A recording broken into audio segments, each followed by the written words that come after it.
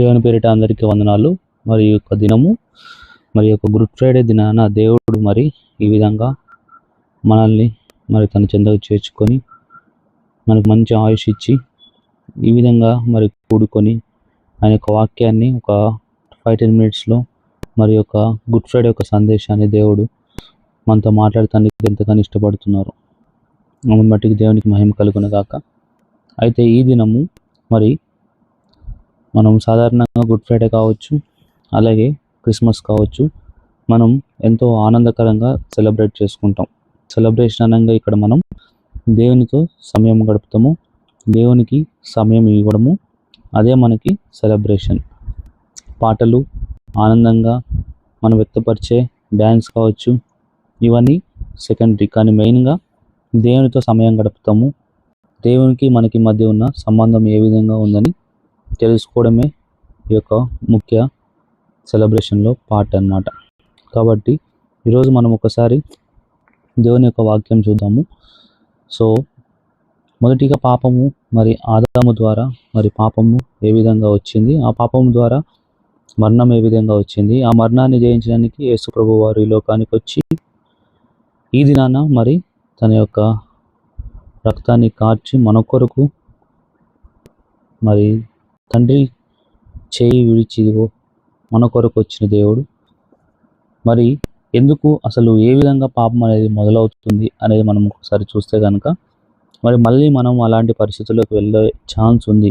ఖచ్చితంగా మళ్ళీ మనము యేసుప్రభులాగా ఉండడం పోతే కనుక, యేసుప్రభులా ఉండకపోతే కనుక ఖచ్చితంగా మనము ఆదాము వలనే ఉంటాము.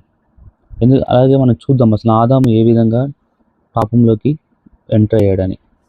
మనం చూస్తే కనుక జెనసిస్ ఆదికాండము 3వ అధ్యాయం మనం చూస్తే కనుక ఇక్కడ మరి పాము వచ్చి మరి స్త్రీతో మాట్లాడుతుంది. ఇక్కడ స్త్రీతో మాట్లాడినప్పుడు ఫస్ట్ థింగ్ ఎలా మాట్లాడుతుంది, నీకు తెలుసా అని అడుగుతుంది అనమాట. నీకు తెలుసా అంటే క్వశ్చన్ చేస్తుంది, అంటే ఒక ఆలోచనను పుట్టింపజేస్తుంది. ఆమె హృదయంలో, ఆమె మైండ్లో ఒక ఆలోచన, ఒక థాట్ని పుట్టించజేస్తుంది. ఆ ఆలోచన ఏంటిది? నీకు తెలుసా. తెలుసా అనగా క్వశ్చన్ మార్క్ అనమాట. నాకు తెలుసా, తెలియదా, నాకు తెలుసు లేదా నాకు తెలియదు, ఏదో ఒకటి ఒక ఆలోచన పుట్టించింది అనమాట ఆమె హృదయంలో. అయితే ఆలోచనతో పాటు ఇంకా ఆలోచన పుచ్చడానికి చాలా మాటలు మాట్లాడింది ఆ యొక్క సాతాను, పాము రూపంలో ఉన్న సాతాను.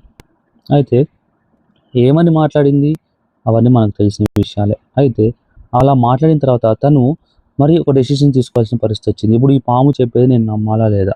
ఈ పాము ఆ యొక్క ఫలాన్ని తినమంటుంది, ఆ పాము చెప్పే విషయాలు నేను నమ్మాలా లేదని ఒక డెసిషన్ తీసుకోవాల్సి వచ్చినప్పుడు తను మొదటిగా చేసిన పని ఏంటి? 6వ వచనం చూస్తే, 3వ అధ్యాయం 6వ వచనం చూస్తే, when the woman saw that the tree produced food that was good for food, అంటే తను చూసింది.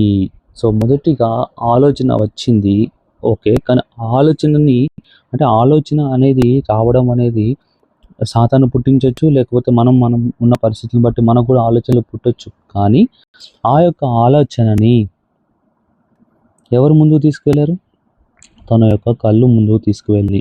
సో ఎప్పుడైతే తన కంటితో చూసినప్పుడు ఏమనిపించిందట?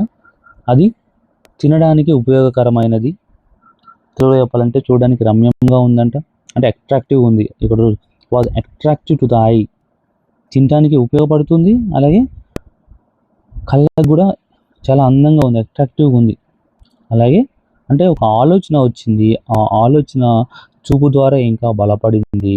అదే ఆలోచన, చూపు ద్వారా బలపడిన ఆలోచన ఏమైంది? చివరికి డిజైర్ అయ్యింది, కోరిక అయింది, ఆశ పుట్టింది. And was desirable for making one wise. ఏమైనా ఆశ పుట్టింది? నేను తెలివి వచ్చేస్తాడు, నాకు మంచి చెడు జ్ఞానం వచ్చేస్తాడు, నేను దేవుళ్ళకి అయిపోతానట. అంటే ఫస్ట్ ఒక ఆలోచన వచ్చింది, ఆలోచనలో ఏది బలపరిచింది? చూపు బలపరిచింది. ఆ చూపుని ఏది బలపరిచింది? ఆశ, కోరిక.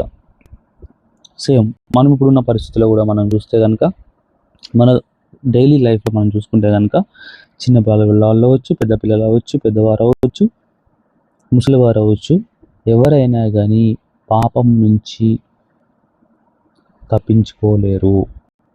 అంటే పాపము నుంచి తప్పించుకోవచ్చు, కానీ పాపం ఎదురుపడకుండా ఖచ్చితంగా వాళ్ళ లైఫ్ అనేది ముందుకు వెళ్ళదు. ఖచ్చితంగా ప్రతి అంటే పాపం వాళ్ళ ఎదురు వస్తుంది. మనం అందరి ఎదురు కూడా పాపం వస్తుంది. అంటే ఆలోచనలు వస్తవి. దొంగతనం చేద్దామా, ఫ్రీగా ఏదో వస్తున్నారట, ఫ్రీగా ఏదైనా వస్తుందట, వాళ్ళు తీసుకున్నారు కదా డబ్బులు, నేను తీసుకునే డబ్బులు, లంచం తప్పేంటి? నేను ఇన్ని రోజులు బాగానే ఉన్నా కానీ నేను లంచం తీసుకోవట్లేదు, నేను తీసుకున్న లంచంలో కూడా దేవుడికి దశమ భాగం ఇస్తాను. ఇలాంటి ఆ ఆలోచనకి చూపు యాడ్ అవుతుంది. వాళ్ళు లంచం తీసుకున్న లంచంతో వాళ్ళు హాయిగా ఎంజాయ్ చేస్తున్నారు, వాళ్ళ పిల్లలు మంచి మంచి స్కూల్లో చదువుతున్నారు అని తన కంటితో చూస్తాడు పిల్లలు ఆనందంగా ఉండడం. సో వాడు ఆనందంగా ఉన్నాడు కదా, వాడిని ఎవరు పట్టుకోలేదు కదా, నాకేంటి అంటే చూపు. ఆ చూపుకి మళ్ళీ ఆశ పుట్టిద్ది. నేను కూడా వాళ్ళలాగా, నా కుటుంబం కూడా వాళ్ళలాగా ఉంటుంది, నేను కూడా ప్రశాంతంగా నిద్రపోతా, చాలని జీతాలతో ఏమని బతుకుతాను. అదే లంచం తీసుకుంటే వాళ్ళలాగా ప్రశాంతంగా ఆనందంగా నేను సుఖపడతా. అంటే డిజైర్, సుఖాలు కోరుకుంటాం. సో అందుకే మొదటి యోహాను పత్రిక మనం చూస్తే కనుక, మొదటి యోహాను పత్రిక 2వ అధ్యాయము 15వ వచనం మనం చూస్తే కనుక, 2:15 వచనం మనం చూస్తే కనుక, do not love the world or things in the world. ఈ ప్రపంచంలో ఉన్నవి ఏవి ప్రేమించొద్దు. If anyone loves the world, the love of father is not in. Because ఈ ప్రపంచంలో ఎవరైనా ప్రేమిస్తే కనుక దేవుని ప్రేమ ఆయన ఉండదు. ఎందుకంటే ఈ యొక్క ప్రపంచంలో ఉంది ద డిజైర్ ఆఫ్ ఫ్లెష్, శారీరక ఆశ, అలాగే and desire of the eyes, నేత్ర ఆశ, and arrogance produce by material possessions, ఉన్న వాటిని బట్టి వచ్చిన గర్వము. సో ఈ ప్రపంచంలో ఉన్నది ఇది, అంటే డిజైర్, ఆశ కలిగి ఏదైతే ఆశ వస్తుందో, ఈ లోకపు ఆశలు ఏవైతే ఉన్నావో వాటిని బట్టి మనం ఏం చేస్తాం, పాపంలోకి నెట్టబడతాం. ఇవన్నీ టెంపరీయే. మళ్ళీ చెప్పాలంటే ఇదంతా టెంపరీ. ఆ శాలరీ తీసుకుంటాడు, ఆ లంచం తీసుకుంటాడు, శాలరీతో తింటాడు, హ్యాపీగా ఉంటాడు, లంచం కూడా తింటాడు, హ్యాపీగా ఉంటాడు అనుకుంటాడు. కానీ వచ్చిన లంచం వచ్చినట్టే వెళ్ళిపోతూ ఉంటుంది, ఏదో ఒక విధంగా బయటకు వెళ్ళిపోతూ ఉంటుంది. ఇంకా సరిపోక ఇంకా లంచం. ఏదో ఒక రోజు పై అధికారులను పట్టుకున్నప్పుడు వాళ్ళు ఎలాగో తప్పించుకుంటారు, కానీ ఇతను చిన్న అధికారి తప్పించుకోలేడు. సో కాబట్టి అప్పుడేమవుతుంది, పేరు న్యూస్ పేపర్లో పడుతుంది, అవునా, న్యూస్ ఛానల్స్లో చూపిస్తారు, ఉన్న పరువు అంతా పోతుంది, ఇంకా ఉద్యోగం పోతుంది, జైల్లో పెడతారు. సో ఇన్ని సమస్యలు ఉన్నాయి. సో ఒక ఆలోచనని కట్టడి చేయకపోతే అది చూపుల ద్వారా బలపడి ఒక ఆశగా మారినప్పుడు అది పాపాన్ని ప్రొడ్యూస్ చేస్తుంది. అందుకనే మన ఆలోచనలు దగ్గరన్నా మనం కంట్రోల్ చేసుకోవాలి. ఆలోచనలు కంట్రోల్ చేసుకోకపోతే కళనన్నా కంట్రోల్ చేసుకోవాలి, కళని కంట్రోల్ చేసుకోకపోతే ఆశలన్నా కంట్రోల్ చేసుకోవాలి. సో ఇవన్నీ మరి మనం ఏ విధంగా కంట్రోల్ చేసుకోగలుగుతాం? మనం సమయం ఎక్కువ దేనికి ఇస్తే అది మనం అవుతామని ఒక నానుడు ఉంది. అంటే నువ్వు ఎక్కువ సమయము ఒక దాని మీద నువ్వు కనుక వెచ్చిస్తూ ఉంటే ఆ సమయము ఏదైతే నువ్వు చేస్తున్నావో అది నువ్వు అవుతావని ఉంది. బాగా ఒక వ్యక్తి ఎక్కువ సమయం తను చదువుకోవడానికి, లోకంలో ఉన్న ఈ యొక్క న్యూస్ కానీ లేకపోతే ఆ కరెంట్ అఫైర్స్ కానీ ఇవన్నీ చదువుకుంటూ ఉంటే వాడు ఏమవుతాడు, రేపు కలెక్టర్ అవుతాడు. సో కూడా ఎవడన్నా చదువుకోవాల్సిన సమయంలో సినిమాలు చూస్తూ ఉన్నాడు అనుకోండి, తర్వాత వాడు ఏమవుతాడు, సినిమా టాకీస్లో వాచ్మెన్ అవుతాడు. అంటే ఎక్కువ సమయంలో నువ్వు దేనితో గడుపుతున్నావు, నువ్వు అదవుతావు. సో మనకి ఆలోచనలు కానీ, చూపులు కానీ, కోరికలు కానీ ఇవి మొట్టమొదటిగా ఎందుకు వస్తాయంటే, మనము మన సమయాన్ని వెచ్చించాల్సిన దగ్గర వెచ్చించకుండా ఖాళీగా ఉన్నప్పుడు ఇవన్నీ వస్తాయి. An idle man's brain is devil's workshop అన్నారు. అంటే ఒక మనిషి ఖాళీగా ఉన్న మనిషి హృదయము ఏంటిది, అది సాతాను యొక్క నివాసం అని చెప్తారు నానుడి, మనకు బయట తెలుసు. కాబట్టి ఆలోచన రాకుండా ఉండాలి, వచ్చిన ఆలోచనలు చూపులతో బలపరచుకోకుండా కాపాడుకోవాలి, ఆశలు కోరికలు కూడా. అందుకే దేవుని యొక్క గ్రంథాలన్నిట్లలో ప్రసంగి గ్రంథం ఎక్కువ శాతము బాప్తిసం తీసుకున్న తర్వాత ప్రసంగి గ్రంథం బాగా చదవమని చెప్తారు. ఎందుకంటే ప్రసంగి గ్రంథంలో రాసి ఉంటుంది అంతా వ్యర్థమే అని. అంటే ఒక మనిషికి ఆశ అనేది వద్దు, వేస్ట్, అవి వెళ్ళిపోయాయి, ఈ రోజు నుండి రేపు వెళ్ళిపోయాయి, కాబట్టి ఈ లోకములో ఉన్న వాటి మీద ఆశలు పెట్టుకోవద్దు. ఈ ఆలోచన ఎప్పుడు పైవారిగా ఉండాలి. ఇది ఎప్పుడు మన ఆలోచన, మన చూపు, మన ఆశ ఎక్కడ ఉండాలా? పరలోక రాజ్యం మీద ఉండాలి, దేవుని మీద ఉండాలి. అప్పుడే మనం వీటిని జయించగలుగుతాం. ఒక వ్యక్తి ఒక బాబుకి మనం ఒక 50 రూపాయలు ఇచ్చాం. సుమన్కి, రాజుకి 50 రూపాయలు ఇచ్చాం. సుమన్ ఏం చేస్తాడు? 50 రూపాయలు తీసుకున్నాడు, 30 రూపాయలతో బుక్ ఏదో, పెన్ ఏదో కొనుక్కున్నాడు, 20 రూపాయలని చాక్లెట్స్కి యూజ్ చేశాడు. రాజు ఏం చేశాడు? 50 రూపాయలకి 50 రూపాయలని బుక్స్ కొనుక్కున్నాడు, చాక్లెట్స్కి యూజ్ చేయలేదు. సో ఇప్పుడు ఇద్దరిలో ఎవరు లావుగా ఉంటారు చెప్పండి? ఇద్దరు తొందరగా అనారోగ్య పాలు ఎవరైతారు చెప్పండి? అంటే మంచి కోసం కనుక వచ్చిన డబ్బుని యూజ్ చేయకపోతే, చెడుకి అది ఎలా అయితే వెళ్తుందో, అదేవిధంగా ఇచ్చిన సమయాన్ని దేవుని కోసం మనం కనుక వాడుకోకపోతే ఖచ్చితంగా ఆ సమయాన్ని మనం సాతాను కోసం వాడతాము. మనకు తెలియకుండానే అది జరిగిపోతుంది. అది ఖచ్చితము. ఆ జీవితంలో నేను అనుభవించాను, ఖచ్చితము అది. అందుకే ప్రతి క్రైస్తవుడు ముఖ్యంగా 3 విషయాలు ఏ రోజు మరవద్దు. 1 ప్రార్థించడం, బైబిల్ చదువుకోవడం, 3వది ఉపవాసం ఉండడం. ఈ 3 ఎప్పుడైతే తగ్గుతాయో, లేకపోతే ఈ 3లో ఏదన్నా మిస్ అయిపోతుందా, అది మీ యొక్క పనుల వల్లనో, చదువుల వల్లనో నాకు కుదరట్లేదని మనం అనుకోవచ్చు. కానీ ఈ 3లో ఏది తగ్గినప్పటికీ మన జీవితంలో మనము దేవునికి దూరం అవుతాము. సో ఇది బాగా గుర్తుపెట్టుకోవాలి.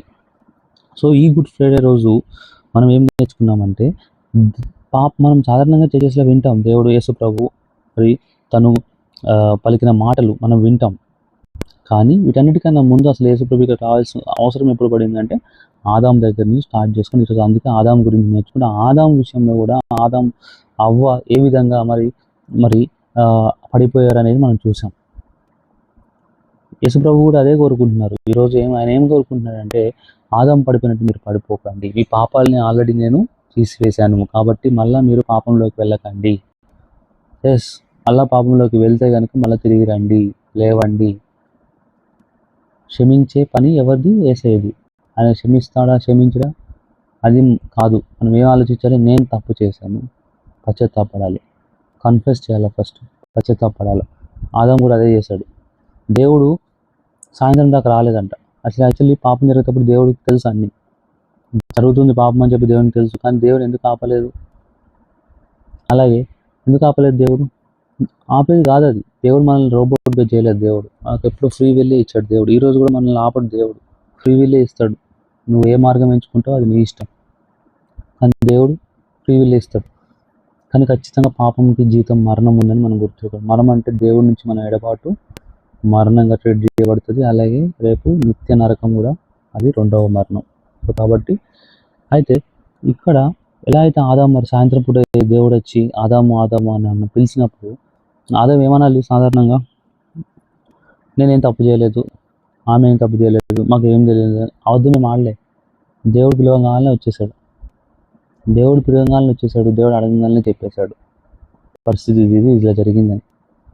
కన్ఫెస్ చేసిండు, రిపెంట్ అయ్యిండు, కన్ఫెస్ చేసిండు. అందుకే దేవుని యొక్క ఉగ్రత ఆదాం మీద దిగరాల. లేకపోతే అప్పటికి ఆదాంని అప్పుడే చంపేయచ్చు దేవుడు. కానీ దేవుడు అప్పుడు చంపలేదు ఆదాంని. వాళ్ళు వేసుకున్న ఆకు వస్త్రాలు ఎండిపోతాయి, రేపు మళ్ళా మార్చుకోవాలని చెప్పి ఏ వస్త్రాలు ఇచ్చారు వాళ్ళకి? చర్మం, స్కిన్తో చేసిన వస్త్రాలు దేవుడే ఇచ్చాడు స్వయంగా. సో కాబట్టి అంటే మనం మన పాపాలు ఏం చేయదు, కప్పుకోవద్దు, ఒప్పుకోవాలి, విడిచిపెట్టాలి. అప్పుడు దేవుడు మనకి మన యొక్క ఆత్మకి ఆయన ఆత్మ జోడించి మనల్ని బలపరుచు ముందుకు తీసుకువెళ్తాడు. సో ఇంకా మీరు వాక్యాలు చదువుకోవాలంటే సామెతలు 28:13, మొదటి యోహాను 1:9, కీర్తనలు 32:5 దావీదు మహారాజు అంటాడు, నేను నా పాపంను కప్పుకోలేదు, ఒప్పుకున్నాను కనుక దేవుడు నన్ను క్షమించడాన్ని. అర్థమైందా? అలాగే అపోస్తుల కార్యం 3:19 కూడా పశ్చాత్తాపడము. ఇలా చేసినప్పుడు దేవుడు నమ్మదగిన వాడు, నీతిమంతుడు కనుక సమస్త దుర్నీతిని మనల్ని కాపాడును. అలాగే మన పాపంలో ఎర్రని వంటి ఉన్నప్పటికీ నేను వాటిని ఎలా చేస్తున్నాడు, హిమము వల్ల తెల్ల చేస్తా అన్నాడు దేవుడు. సో కాబట్టి ఈ వచనాలు మీరు గుర్తుపెట్టుకోండి. ఎవరన్నా కనుక దేవుడి నుంచి తప్పిపోయి ఉంటే కనుక ఇప్పుడు తిరిగి దేవుళ్ళకి కట్టబడండి. కట్టబడటం ఎలా? సమయం ఇవ్వడమే. ఏ సమయం, దేనికి నువ్వు ఎక్కువ సమయం ఇస్తే అది నువ్వు అవుతావు. అలాగే దేవునికి ఎక్కువ సమయం ఇస్తున్నావా, దేవుని వైపు ఉంటావు. దేవునికి ఎక్కువ సమయం ఇవ్వట్లేదా, నీకు తెలియకుండా నువ్వు సాతాను వైపుకి నెట్టివేయబడతావు. ఇంకో విషయం ఏంటంటే, దేవుడికి ఎక్కువ సమయం ఇవ్వండి. చాలామంది ఎలా ఆలోచిస్తారంటే, దేవుడికి ఎక్కువ సమయం ఇవ్వడం అంటే 24 గంటలు ప్రార్థించుకోవడం, 24 గంటలు ఏ ఇంట్లో పనులు కానీ, లేదా ఇంట్లో ఉన్న పరిస్థితులు కానీ ఏవి కాకుండా 24 గంటలు దేవుని ముందు కూర్చోవడం అంటే కూర్చోవచ్చు. ఎప్పుడు కూర్చోవచ్చు?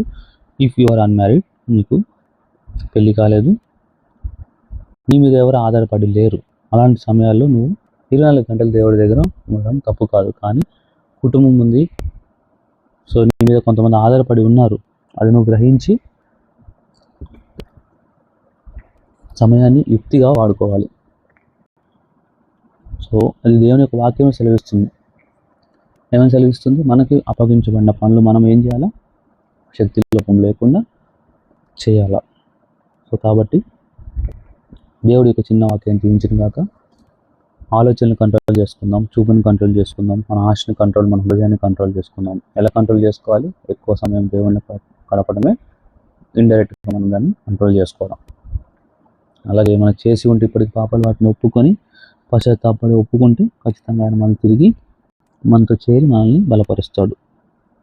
అలాగే దేవునితో ఎక్కువ సమయం గడిపి దీనికి ఆత్మ మనకి ఏదో సహాయకుడిగా, సాటి అయిన సహాయకుడిగా ఉంటాడని దేవుడు మనకి ఇచ్చేయలేడు. ఆత్మ కూడా మనతో నివాసం చేసి మనల్ని బలపరుస్తుంది. దేవుడి యొక్క చిన్న వాక్యాన్ని దీవించును గాక. ఆమేన్.